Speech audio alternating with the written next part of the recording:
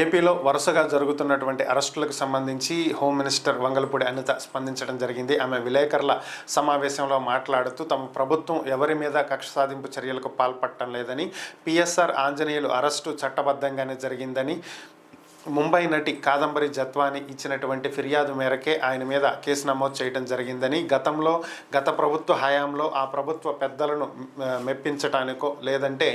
వారి ఒత్తిళ్ల వల్ల కొంతమంది అధికారులు ఈ విధంగా వ్యవహరించడం జరిగింది, ఇది వాస్తవమేనని, దీంట్లో ఎటువంటి అబద్ధం లేదని గతంలో పాత్రికేయులు కూడా అందరూ కూడా చూశారని. సో మీరు సింపుల్గా మీకు అర్థమయ్యేలా చెప్పాలి అంటే,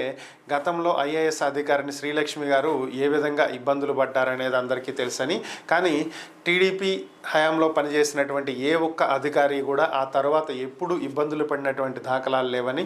సో ఇలాంటివి ఎందుకు జరుగుతాయి అంటే, చట్టాన్ని దుర్వినియోగం చేయటం, కొంతమంది ప్రభుత్వంలో ఉన్నటువంటి పెద్దలను లేకపోతే ముఖ్యమంత్రినో మెప్పించాల్సి రావటం, వారి మెప్పు కోసం వీళ్ళు పనిచేయటం వల్లే ఈరోజు ఈ పరిస్థితులు ఎదుర్కొంటున్నారు తప్ప ఎవరి మీద ఏ విధంగానూ కక్ష సాధింపు చర్యలు కానీ